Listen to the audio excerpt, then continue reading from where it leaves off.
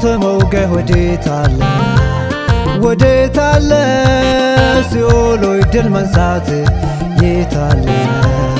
ወዴት አለ? ስራህን ለፈርስ ኢየሱስ ክርስቶስ ተገለጠ። ስራህን ለፈርስ ኢየሱስ ክርስቶስ ተገለጠ።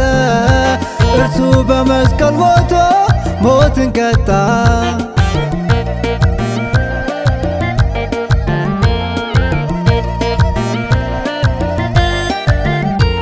ትእዛዝን ማስጣስ አይደለም ወይ ያንተ ሥራ?